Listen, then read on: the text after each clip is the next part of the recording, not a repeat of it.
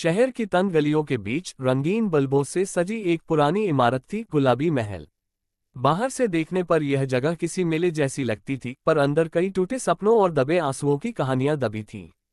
उसी जगह में रहती थी नैना, जिसकी जिंदगी भी ऐसी ही उलझी हुई थी, चमकदार फिर भी भीतर से बुझी हुई। नैना लगभग 30 वर्ष की थी। उसके माथे पर एक हल्की सी बिंदी और आंखों में अनगिनत राज दबे रहते।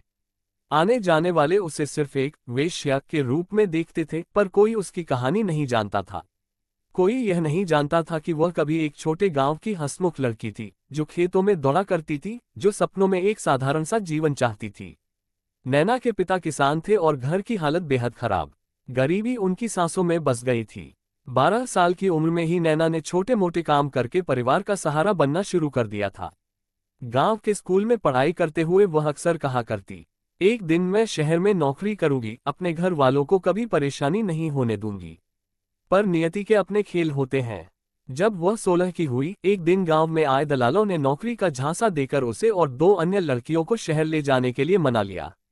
माँ पिता को भी समझा दिया गया कि लड़की को बड़े घरों में काम मिल जाएगा।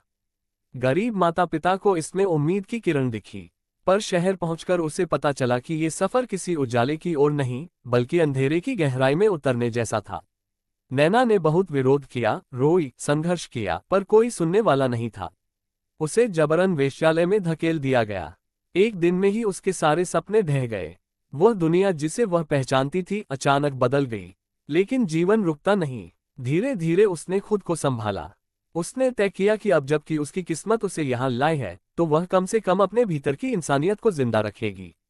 गुलाबी महल की लड़कियों में वह सबसे शांत, सबसे मददगार और सबसे समझदार थी। किसी को बुखार हो, किसी को घर की याद सताए, किसी को रोने को कंधा चाहिए, सब नैना के पास आते। उसे अपने लिए भले कोई सहारा न मिला हो, पर वह दूसरों को सहारा देती थी। उसका एक छोटा सा कमरा था, दीवारों पर पुराने कैलेंडर, मेज पर टूटा आईना और खिड़की पर लाल पर्दा। पर एक कोने में उसने अपनी नोटबुक और 2 किताबें संभाल कर रखी थीं। फुर्सत के पलों में वह पढ़ती थी। पढ़ाई उसकी आत्मा का आखिरी बचा सहारा थी। एक रात जब वह कमरे में बैठकर लिख रही थी, तभी वेश्यालय की मालकिन शांता बाई अंदर आई। नैना, एक नया ग्राहक आया है, उसने रूखी आवाज में कहा। नैना ने आंखें उठाईं। आज नहीं बाई, मेरा तबीयत ठीक नहीं है। शांता बाई भले कठोर दिखती थी, पर वह भी इन लड़कियों की मुश्किलें समझती थी। उसने बिना कुछ कहे सिर हिलाया और चली गई। दरअसल नैना के मन में पिछले कुछ दिनों से एक अलग ही ख्याल चल रहा था। वह यहाँ से निकलना चाहती थी। वह जानती थी कि वेश्यावृत्ति छोड़ना आसान नहीं। दलाल, पुलिस, समाज, कई दीवारें रास्ता रोकती हैं। फिर भी उसके भीतर उम्मीद की छोटी सी लौ जगी रहती। इसी उम्मीद ने एक दिन उसे एक मोड़ पर पहुंचा दिया। एक शाम वेश्यालय में एक युवक आया, नाम था अर्जुन। वह उन ग्राहकों जैसा बिल्कुल नहीं था, जो यहाँ सिर्फ शारीरिक सुख की तलाश में आते।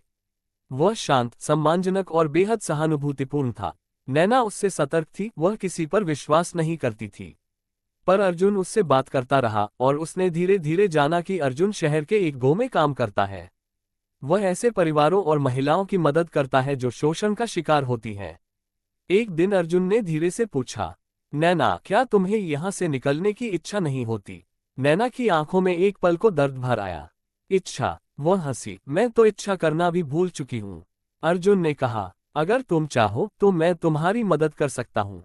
हमारी संस्था कई लड़कियों को नई जिंदगी देती है। तुम भी उनमें से एक हो सकती हो। नैना को लगा जैसे कोई सालों बाद उसके अंदर के अंधेरे में दीपक जलाकर चला गया हो। पर डर अभी भी था। अगर मैं पकड़ ली गई तो शांता बाई को तकलीफ होगी। यहाँ कई लड़कियां हैं जिनका कोई नहीं। अगर मैं चली गई तो। अर्जुन ने उसकी आंखों में सीधा देखते हुए कहा, तुम्हें अपनी जिंदगी का हक है नैना। तुम केवल दूसरों की जिम्मेदारी नहीं, खुद भी एक इंसान हो। उस रात नैना सो नहीं पाई। खिड़की से बाहर देखते हुए उसने सोचा, क्या सच में जिंदगी उसके लिए दूसरी राह खोल रही है? क्या वह नया सवेरा देख पाएगी? अगले सप्ताह एक बड़ा अभियान था जिसमें एनजीओ पुलिस के साथ मिलकर वेश्यालयों पर छापा मारने वाला था। अर्जुन ने नैना को बताया कि यह उसका मौका है। दिन आया। पूरे इलाके में अफरा तफरी मच गई। पुलिस के सायरन और गो की टीमें गलियों में भर गईं। लड़कियां डरकर एक दूसरे से लिपटने लगीं। नैना भी घबराई हुई थी, पर अर्जुन का कहा हुआ हर शब्द उसके कानों में गूंज रहा था। शांताबाई ने सबको अंदर छिपने को कहा, पर इस बार नैना ने वही किया जिसे वह वर्षों से दबा रही थी, फैसला। वह बाहर आए। पहली बार उसने बिना किसी डर के पुलिस और गो कार्यकर्ताओं की ओर कदम बढ़ाए। अर्जुन ने उसे देखा, उसकी आंखों में एक सुकून था। पुलिस ने औपचारिकताएं पूरी की और फिर नैना को एनजीओ के साथ भेज दिया गया। शांताबाई दूर से सब देख रही थी। उसकी आंखों में कोई गुस्सा नहीं था, बस एक मां जैसा दुख और राहत का मिश्रण था। जा बेटी, अगर निकल सकती है तो निकल जा, उसने धीमे से फुसफुसाया, जिसे शायद केवल नैना ही सुन सकी। अब नैना एक पुनर्वास केंद्र में रहती है। वह फिर से पढ़ाई कर रही है। उसे कपड़ों की सिलाई का काम भी पसंद आने लगा है। कई बार वह उसी एनजीओ के साथ जाती है और उन लड़कियों की मदद करती है जो कभी उसकी ही तरह अंधेरे में फंसी रहती हैं। उसके चेहरे पर वही पुरानी चमक लौट आई है, जो एक समय खेतों में दौड़ती लड़की में थी। कभी कभी वह अपनी पुरानी नोटबुक निकालकर लिखती है, जिंदगी बुरी नहीं होती, बस कभी कभी रास्ते भटक जाते हैं। अगर हिम्मत हो तो कोई भी अंधेरा आपको रोक नहीं सकता।